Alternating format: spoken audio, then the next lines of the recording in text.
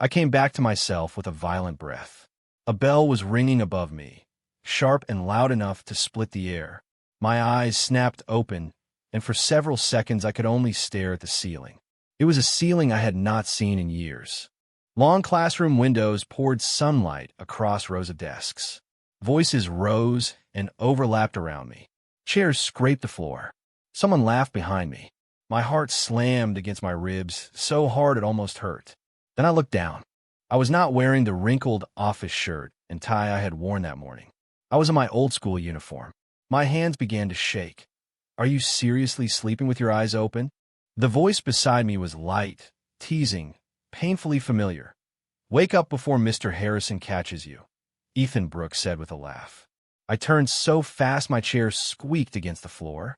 Ethan Brooks. He frowned at me. "Yeah? Why are you staring at me like that?" I couldn't speak. His face was young, bright, untouched. He looked exactly the way he had before life wore him down, before disappointment swallowed his dreams, before we both learned how heavy regret could become. "Daniel," he asked, his smile fading, "are you sick?" My throat tightened. "I'm fine." "No, you're not. You look like you just saw a ghost." Maybe I had. Maybe the ghost was me. Under the desk, I pinched my own arm hard. Pain shot through my skin. "This can't be happening," I whispered. "What can't?" I forced my mouth into something close to a smile. "Nothing." But everything around me was too real to deny. The classroom hummed with life. Every voice was familiar. Every face belonged to a memory I had buried years ago. Slowly, I looked across the room. Sophia Carter sat near the window, laughing with her friends, sunlight shining across her hair. A few seats away, Lily Bennett bent over a notebook, calmly tucking a strand of hair behind her ear as she read. My chest tightened. I knew them, not just who they were now, but who they would become. I knew the mistakes they would make. I knew the people they would trust. I knew the heartbreak waiting for all of us. "No," I murmured. "This isn't real." Ethan Brooks leaned closer. "Okay, seriously. What is wrong with you?" I looked at him. "What year is it?" He blinked. "Did you hit your head?" "Ethan Brooks, just tell me." "It's junior year," he said slowly. "Why are you asking something that obvious?" "Junior year." The words echoed through me. A moment ago, I had been 32 years old. I remembered endless overtime, unpaid bills, cold dinners eaten alone, and nights spent staring at the ceiling, wondering where my life had gone wrong. And now I was back here. The classroom door opened. Mr. Harrison entered with a stack of books under one arm. "Everyone, take your seats." The room quieted. He placed the books on his desk, adjusted his glasses, and said, "I expect your full attention today." "Good morning, sir," the class answered together. Even his voice was exactly the same. I lowered my eyes and tried to breathe. It was real. Somehow, every memory from my first life remained. I remember how Ethan Brooks and I had both quietly liked Sophia and Lily. I remembered the promise we made, never let girls ruin our friendship. So instead of confessing, we stepped back. We waited. We hoped. We convinced ourselves silence was noble. Neither Sophia nor Lily ever knew the truth. Both of them chose boys who looked confident, boys who seemed exciting, boys who knew how to attract attention but cared only about themselves. And those choices ruined more than first love. They changed the direction of many lives. Under the desk, my hand curled into a fist. Not again. I would not spend another lifetime waiting for someone who never chose me. Mr. Harrison turned to the board. "Today, we'll begin with history." Ethan Brooks nudged my elbow.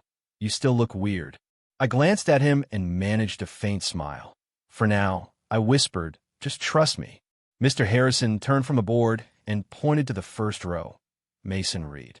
Answer the question." Mason stood with that same easy grin he had always worn. "The Industrial Revolution changed the way people worked, sir." "Good. Sit down." I watched him carefully. Back then, I had mistaken his confidence for strength. Now I knew better. Confidence could be real, but could also be arrogance wearing a better suit. A few minutes later, Mr. Harrison looked across the class. Olivia Hayes continued. Olivia closed her notebook without hesitation. It also changed family life because many people moved into cities. Excellent. The lesson moved on, but I barely heard it. Every face in that room reminded me I had returned to the exact place where everything had once begun to go wrong. At last, the bell rang. Class dismissed. The quiet classroom exploded into noise. Ethan Brooks stretched his arms over his head. Finally, I thought that class was never going to end. I laughed softly. Some things really don't change. He looked at me with a puzzled smile. Seriously, who are you today? Before I could answer, Sophia walked past our desks. Morning, Ethan Brooks. Morning, he replied. She gave me a polite smile before joining her friends. For 1 second, the old feeling tried to rise in me. The ache, the hope, the instinct to say anything just to keep her attention. I stopped it. Sophia had never promised me anything. She had only lived her own life. The regret had always belonged to me. A moment later, Lily passed by with several books in her arms. Can someone help me with these? Before Ethan Brooks or I could move, another boy hurried over. I've got them. Lily thanked him with a bright smile. Years ago, that tiny scene would have made me burn with silent jealousy. This time I only watched. Ethan Brooks nudged my shoulder. Still think she's the prettiest girl in school? I smiled. She's beautiful. I knew it. But beauty isn't enough. He stared at me. Since when do you talk like an old man? I almost laughed. If only he knew. We stepped into the hallway together. Lockers slammed. Students laughed. Teachers told people not to run. Everything felt alive, loud, impossible. Ethan Brooks folded his arms. All right, I'm done pretending nothing is strange. What do you mean? You've been different since first period. Different how? You look at everyone like you've known them forever. I swallowed. And you keep looking at Sophia and Lily, he added, but not like before. I said nothing. Honestly, Ethan Brooks continued. You sound older. A small smile escaped me. Maybe I finally grew up. Overnight, stranger things have happened. He laughed. See? That is another weird answer. We reached the school courtyard and stopped beneath the old tree where we used to eat lunch. The wind carried the smell of fresh grass. Ethan Brooks studied me more seriously than before. Whatever happened, you can tell me. I looked at my best friend's face. In my first life, he had stood beside me through failure after failure until time and circumstance pulled us apart. This time, I refused to waste the chance I had been given. I took a slow breath. Ethan Brooks. Yeah. If someone gave you one chance to live everything over again, he frowned. What kind of question is that?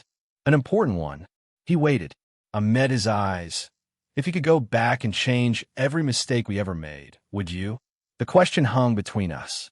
Ethan Brooks scratched the back of his neck. I don't even know how to answer that. Try. He looked down at the ground. If I really knew my future was full of mistakes, then yeah, I'd change them. I smiled. So would I. He gave a quiet laugh.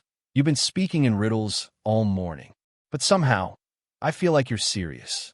I am. He studied me for a long moment. Then tell me one thing. What? Are we in trouble? I thought about everything I remembered.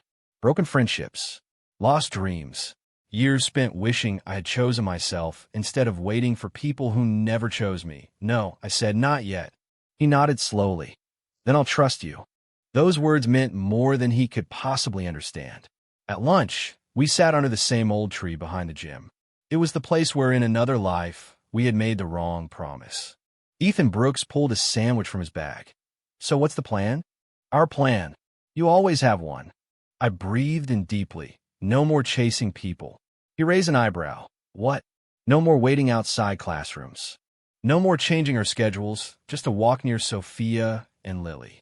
No more pretending friendship is enough while secretly hoping they'll suddenly notice us. He stared. That is extremely specific. Because we've wasted enough time. We're in high school. You'd be surprised how much time people can waste. He went quiet.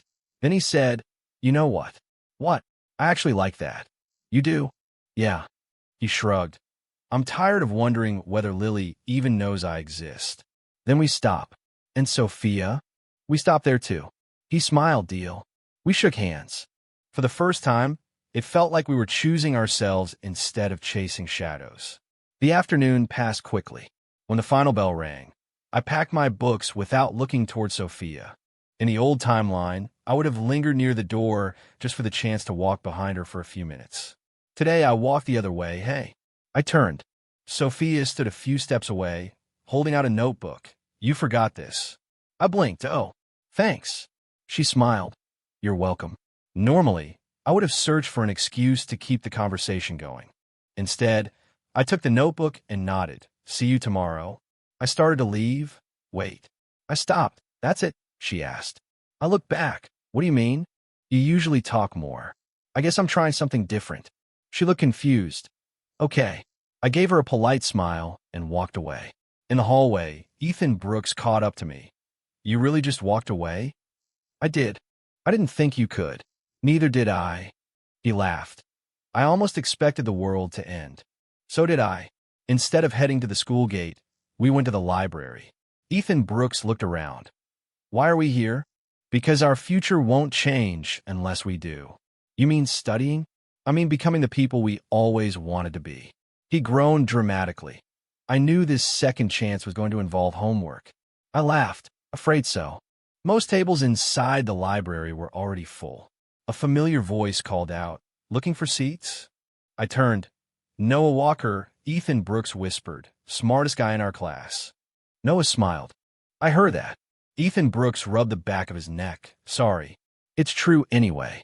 Noah pointed to two empty chairs. You can sit here if you want. Ethan Brooks and I exchanged a glance. For the first time, instead of following old habits, we walked toward a different future. Ethan Brooks dropped his backpack beside a chair. Thanks. We won't bother you. Noah shrugged. I don't mind company. Studying alone gets boring. I sat across from him. What are you working on? Math. Ethan Brooks groaned. Wonderful. My worst subject. Noah chuckled. It doesn't have to stay that way.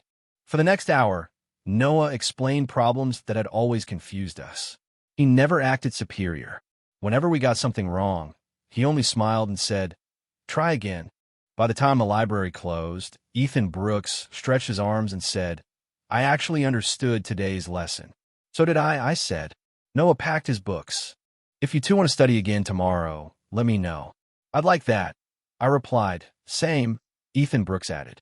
The next morning, Emma Collins, our class representative, stopped us before first period. I've been looking for you. Ethan Brooks blinked. For us? She nodded. Your homework was one of the few assignments turned in on time. I smiled. We're trying to do better. She looked pleasantly surprised. It's nice to see people take school seriously. After she walked away, Ethan Brooks whispered. That conversation felt normal. Because it was. No pretending. No showing off. Exactly. At lunch, a whistle cut across the field. Coach Daniel stood beside the track. You two. Ethan Brooks pointed at himself. Us. Yes. Get over here. We jogged across the grass. Coach Daniels folded his arms. I've been watching both of you. Ethan Brooks looked worried. Did we do something wrong? No, the coach smiled. You've got energy, and you're wasting it. I raised an eyebrow. What do you mean? Join the track team. Ethan Brooks laughed nervously. I'm not exactly an athlete. You don't need talent to begin, Coach Daniels said. You need discipline. The rest comes later. Discipline. The word settled deep inside me. That was something I had never truly learned in my first life. Well, think about it, I said. I expect an answer tomorrow. As we walked away, Ethan Brooks grinned. Study partners in sports? Why not? You really are changing everything. That's the plan. Later that afternoon, I heard raised voices near the lockers. One of the popular boys was arguing with Sophia. I told you I was busy, he said. You promised we'd study together. I changed my mind. He walked away without another word. Sophia stood there, clearly hurt. A few lockers down, another arrogant boy brushed past Lily. I don't have time right now. Lily frowned as he disappeared down the hall. Ethan Brooks sighed quietly. I remember this. So do I. We used to think they had perfect lives. We only saw what we wanted to see. He nodded slowly. I don't want that anymore. Neither do I. For a moment, the old instinct rose in me. I wanted to walk over and comfort Sophia, but I stayed where I was. Helping someone because they need kindness is not the same as chasing someone because you Need attention. For the first time, I understood the difference. As students began leaving, I picked up my bag and headed toward the gate. Can we talk? I turned. Sophia stood behind me, her expression uncertain. Sure, I said. She hesitated. You've been different since yesterday. Maybe. You don't wait for me anymore. No, you barely talk to me. I've been busy. She searched my face in silence. Then she asked the question I had expected, though I still wasn't ready to hear it. Why do you suddenly look at me like I'm a complete stranger? That question followed me all the way home. Why do you suddenly look at me like I'm a complete stranger? There was no honest answer she would believe. The next morning, Ethan Brooks met me outside the school gate. So, he asked, so what? Did Sophia talk to you? I nodded. She wanted to know why I changed. What did you tell her? The truth. His eyebrows shot up. You told her about the future? Iloga. I told her I've been busy becoming someone I can respect. He smiled. That's actually a pretty good answer. It was enough. We walked toward class together. Inside, the popular boys were gathered near the windows, laughing loudly. One tossed a folded note into the trash. Another bragged about canceling plans with someone. I watched in silence. I remember them. I whispered. Ethan Brooks followed my gaze. They always looked so confident. They knew how to look confident. That's different. Is it? A huge difference. After first period, students poured into the hallway. Sophia hurried after one of the boys. Can we talk for a minute? I'm Buse. You've been saying that all week. Then stop asking. He walked away without looking back. Sophia stood frozen. A few lockers away, Lily faced the same disappointment. I thought we were meeting after school, she said. Something better came up. You promised. So, the boy shrugged and disappeared down the hall. Ethan Brooks sighed. They're finally seeing it. Not all of it. What do you mean? They still think they can change those guys. They can't. People only change when they want to. We continued toward the library. Part of me wanted to warn Sophia and Lily. I knew where those relationships led. Broken trust, tears, years of regret. But I remember my first life, too. People rarely listen when advice goes against what they want to feel. Emma Collins was already at our usual table. She looked up and smiled. You're early today? We thought we'd surprise Noah. She laughed. He'll still be late. I sat across from her. Working on class reports? As always. Ethan Brooks leaned against a chair. Do you ever take breaks? When the work is finished. I smiled. I like that answer. Emma shrugged. My father always says character shows in small habits. I thought about that. Character. Not popularity. Not appearance. Not attention. Character. No wonder I trusted her so easily. She never asked anything from me except honesty. Noah arrived carrying 3 books. Sorry I'm late. Emma grinned. Only 5 minutes. I got caught helping another student. That sounds like you, I said. He set the books on the table. Ready to study? For once, Ethan Brooks said, I actually am. The afternoon disappeared beneath notes, practice questions, and quiet laughter. When we finally packed our bags, Ethan Brooks stretched. I never thought studying could feel relaxing. Emma smiled. Everything feels easier with the right people. I looked around the table. She was right. For the first time in either life, I wasn't chasing approval. I was building friendships that demanded nothing from me except sincerity. As we stepped into the hallway, Sophia glanced toward our group. Her eyes lingered on our smiles. Then she looked away with an expression I remembered too well. Confusion had finally turned into regret. But this time, I refused to mistake regret for love. Weeks passed faster than I expected. Graduation drew closer, and every day made the difference between our choices more obvious. Ethan Brooks walked beside me with a confidence I had never seen in him before. You know what's strange? He asked. What? I stopped wondering whether Lily notices me. And I feel lighter. I smiled. That's what happens when your happiness stops depending on someone else. He nodded. I wish I'd learned that sooner. So do I. After class, Emma found us outside the library. I need volunteers to organize graduation photos. I'll help, I said. Me too, Ethan Brooks added. She handed us each a stack of old pictures. As I sorted them, one photo caught my attention. It showed our class during freshman year. Everyone was smiling. Back then, we believed life would stay simple forever. I stared at it longer than I meant to. Emma noticed, "Is that your favorite memory?" "Maybe." "You look sad." "I was just thinking about how many promises people forget." She sat beside me. "Not every promise is supposed to last." "I know, but some memories still hurt." She didn't ask anything else. Instead, she quietly helped me finish sorting the photographs. That simple kindness meant more than any dramatic speech. Outside the auditorium, Ethan Brooks waited with 2 graduation invitations. "Found these in my locker," he said. He laughed softly. "I used to think graduation would solve all my problems." Did it? In another life? Ismilat Karafi. It never does. He looked down at the invitations. "I think growing up is really about learning who deserves a place in your life." I couldn't have said it better. As we crossed campus, familiar voices called my name. I turned. Sophia and Lily stood together beneath the old tree. "Can we talk?" Sophia asked quietly. Ethan Brooks glanced at me. "I'll give you a few minutes." He walked toward the parking lot, leaving us alone. Sophia took a slow breath. "I owe you an apology." "You don't owe me anything." "Ido." She lowered her eyes. "I thought popularity meant someone would always care." Lily nodded sadly. "And I thought attention was the same as love." Neither of us spoke. Sophia continued.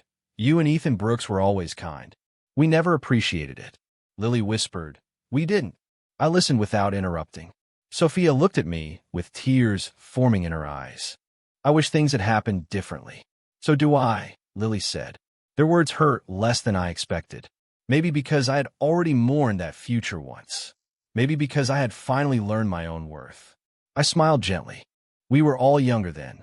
Can you forgive us?" Sophia asked. I was never angry. "Then why does it feel like we lost something?" I looked toward the setting sun beyond the school gates. Because we did. Silence settled between us. Lily wiped her eyes. "If we had understood you sooner." I shook my head. "Please don't finish that sentence." "Why?" "Because you'll spend your whole life chasing a past that doesn't exist anymore." Sophia swallowed hard. "So this is really goodbye?" I looked at both of them. In another life, I would have begged for one more chance. This time, I understood the truth. Some lessons only arrive through pain. Some people only recognize real love after they lose it. And some opportunities, no matter how deeply we regret them, only exist once. Without another word, I turned and walked toward Ethan Brooks, leaving the past exactly where it belonged. Graduation morning arrived beneath clear skies and a cool breeze. As I adjusted my gown, I caught my reflection in the mirror. For one moment, I saw both versions of myself. The tired 32-year-old man, filled with regret, and the young student who had been given another chance. This time, they no longer felt like strangers. My mother smiled from the doorway. "You look nervous." I laughed.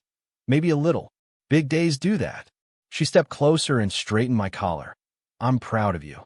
Those simple words warmed something deep inside me. In my first life, I'd spent years searching for approval from people who barely noticed me. Now I realized I had overlooked the people who loved me all along. Outside the school gate, Ethan Brooks waved as soon as he saw me. "There you are. You got here early." "I actually slept last night." "That's a miracle." "I know." We walked across campus together one last time. Students laughed as they took photos. Teachers congratulated families. Every corner held another memory. Ethan Brooks looked around. "Feels strange, doesn't it?" "It does." "A few months ago, I thought graduation meant finding the perfect relationship." He paused. "Now I think it means finding yourself." I smiled. "You've changed." "So have you." Near the auditorium, Emma approached with a camera. "I've been looking everywhere." "You found us," I said. "Good. I need one graduation picture before everyone disappears." Ethan Brooks laughed. "You sound like the class representative." "I'm a class representative." We stood together while another student held the camera. Emma counted softly. 3, 2, 1. The flash captured the moment forever. Afterward, Emma looked at the picture and smiled. "I like this one." "So do I said. "It looks honest." Her words stayed with me. Honest. That was the life I wanted from now on. No pretending. No chasing. No hiding my worth behind someone else's opinion. An hour later, the ceremony began. Mr. Harrison stepped onto the stage. I've watched each of you grow over these years, he said. The room became quiet. You will make mistakes after today. I exchanged a glance with Ethan Brooks. We already knew that better than anyone. But never let failure convince you that your value depends on another person's approval. I almost laughed. It felt as if the speech had been written for us. One by one, students crossed the stage. When my name was called, I took a deep breath and accepted my diploma. Applause filled the room. As I returned to my seat, I saw Emma smiling proudly. A few rows away, Ethan Brooks gave me a thumbs up. Soon it was his turn. He crossed the stage with steady confidence. Months earlier, he would have searched the crowd for Lily's reaction. Today, he simply smiled because he had earned that moment himself. After the ceremony, students gathered outside for one final goodbye. Sophia stood near the old tree. Lily waited beside her. Both looked nervous. Ethan Brooks quietly touched my shoulder. I think they're waiting for us. I know. You ready? I looked at my best friend and smiled. For the first time in a long time, I really am. Together, we walked toward the past one final time. Sophia took a slow breath when we stopped in front of her. Thank you for coming. We're listening, I said. Her eyes filled with tears. I've been thinking about everything. Lily nodded. So have I. For a moment, neither of them spoke. Then Sophia looked directly at me. I confused attention with love. I stayed silent. I thought the loudest person cared the most. She wiped away a tear. I was wrong. Lily looked at Ethan Brooks. I thought loyalty made someone weak. Ethan Brooks gently shook his head. It doesn't. I know that now. Her voice trembled. I never realized how much you cared until you stopped chasing me.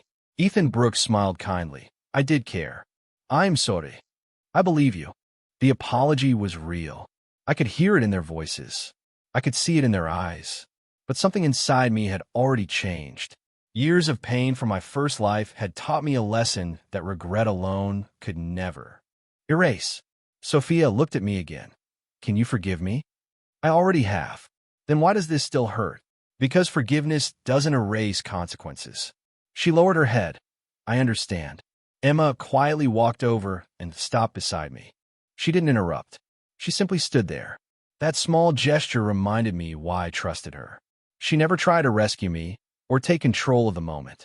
She simply shared it with me. Ethan Brooks smiled at Lily. I hope you find someone who values you. She smiled sadly. I hope you do too. I already found something better. She looked confused. My self-respect. Lily let out a quiet laugh through her tears. I guess that's the answer I needed. Students slowly began leaving campus. Cars pulled away. Families hugged one another. The school that had shaped our lives grew quieter with every passing minute. Sophia looked at Emma. You seem happy. Emma smiled. I am. You and him. Sophia glanced toward me. You look peaceful together. Emma answered honestly. We never forced anything. I nodded. We built trust first.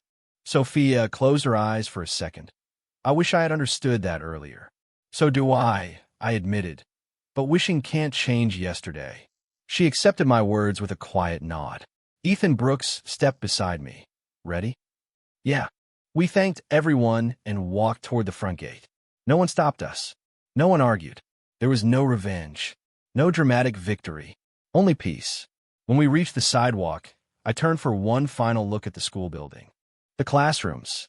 The windows. The old tree. Every memory from both lives seemed to exist there once.